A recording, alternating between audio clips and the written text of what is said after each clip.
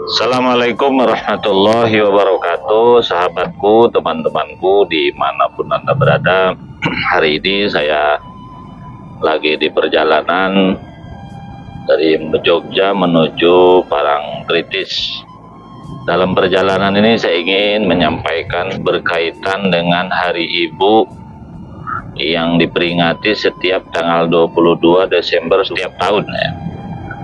Sahabatku, dulu saya tak begitu paham mengapa hanya ada Hari Ibu, kok nggak ada Hari Bapak-Bapak. Kenapa harus ada Kementerian Perempuan, tidak ada Kementerian Bapak-Bapak.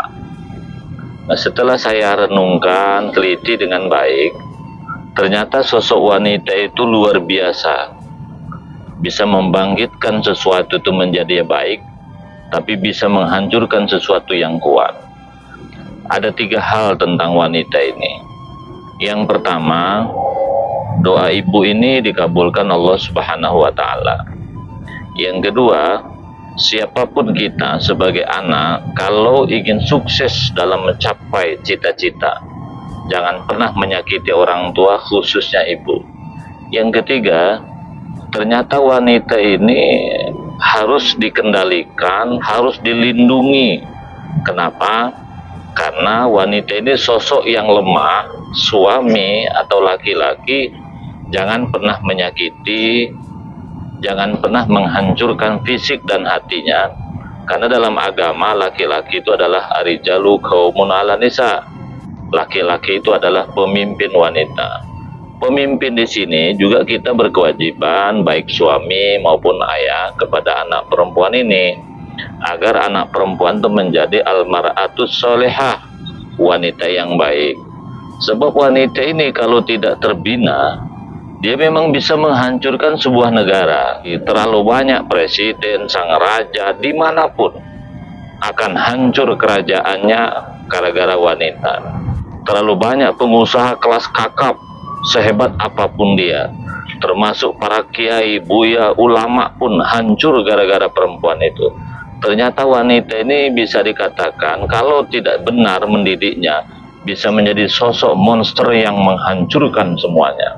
Oleh karena itu, mari kita bina anak kita perempuan agar menjadi soleha.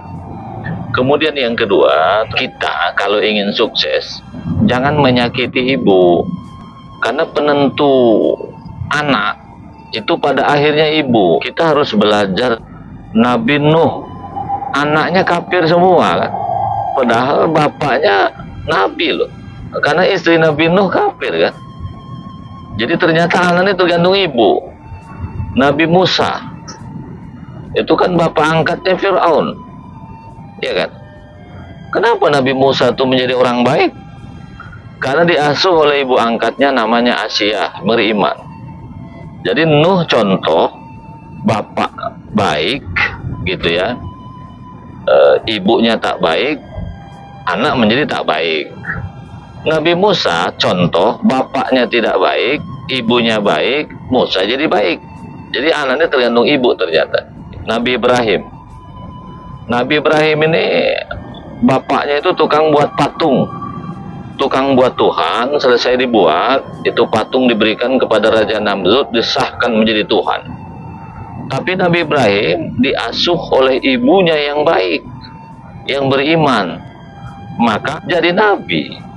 Ternyata di mana-mana nih anak ibunya yang menentukan.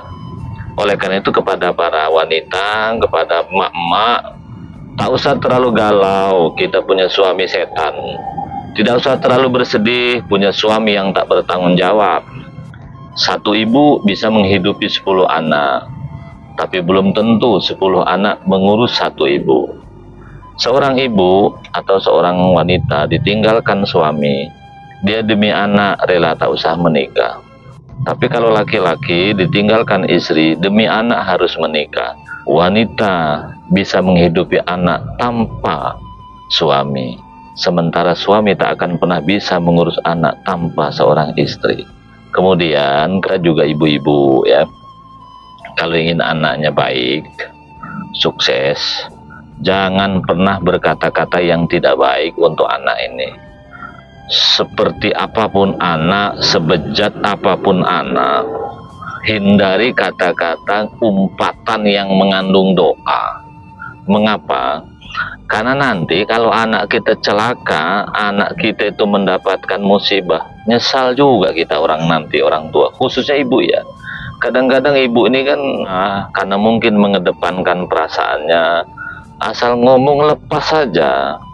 Setan kau, babi alas misalnya, pergi saja, lebih cepat mati lebih baik. Nah, kalimat-kalimat yang seperti itu, tolong kepada para ibu-ibu, hindarilah sedapat mungkin. Ucapkan saja yang baik. Kalau misalnya anak kita tidak baik, tak mengenak ke dalam hati, sebut saja, ya Allah nak, jangan begitu sayang, begitu saja. Jadi sepanas apapun kita dengan anak, jangan sampai mengucapkan kalimat-kalimat yang tidak baik, karena berdampak luar biasa. Untuk ibu ketahui ya, doa ibu ini lebih makbul daripada doa bapak. Mengapa doa ibu itu mudah dikabulkan oleh Allah Subhanahu wa Ta'ala? Ternyata hubungan ibu dengan anak ini begitu dekat sekali. Sementara kalau bapak jauh.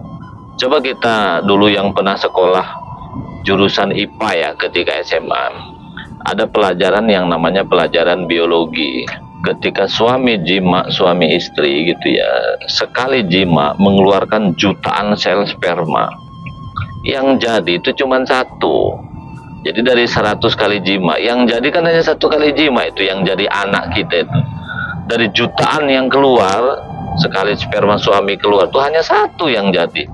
Jauh sekali. Itu pun hanya bisa dilihat oleh alat khusus. Sementara ibu, bayangkan, ketika terjadi pembuahan dalam janin, dalam kandungan, disitulah mulai hubungan ibu dengan bayi menyatu tanpa putus lagi. Yang dimakan ibu jadi makanan anak, yang diminum ibu jadi minuman anak. Dari mana sampainya ke sang jabang bayi? Itulah namanya tali pusar. Jadi minum ibu, makan ibu, masuk ke dalam jadilah jadi daging. Makanya hampir semua orang istri kalau hamil dia nyidam. Kenapa? Karena badannya sedang membuah doa. Coba kita kalau nimbang, mengontrol kandungan misalnya, pergi ke dokter, apa kata dokter? Bu, makanannya yang sehat ya, agar anaknya sehat. Bu, jangan banyak pikiran ya, agar anaknya juga tenang. Nah, coba bayangkan teman-teman, ternyata apa yang dirasakan ibu itu otomatis nyambung dengan anak bayi. Artinya hubungan ibu dengan anak itu 9 bulan itu darah anak, darah ibu. Daging anak, daging ibu. Tulang anak, tulang ibu. Makanya saya minta kepada ibu-ibu, kalau ngomong hati-hati dengan anak-anak tuh, ngomong yang baik-baik aja.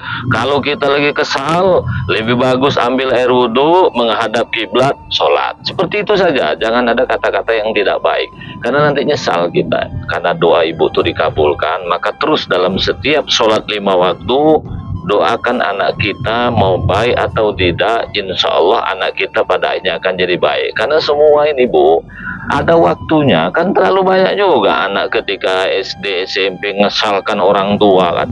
Nanti setelah tua, yang anak goblok, yang anak tak punya apa-apa, yang anak kata kita seperti setan, itulah pula yang membantu orang tua ketika kita sudah tua renta. Yang nyuapi makan, yang mengantarkan ke rumah sakit, itulah yang bantu kita. Anak kadang-kadang yang kita banggakan sekolah sampai sana sini, saking bangganya kita. Karena anak pintar, karena anak soleh, dijual sawah, dijual sapi, jual rumah. Setelah sukses, nengok orang tua sakit pun tidak. Itu banyak fakta di hadapan kita. Lihat orang tua nunggu mau mati dia baru balik.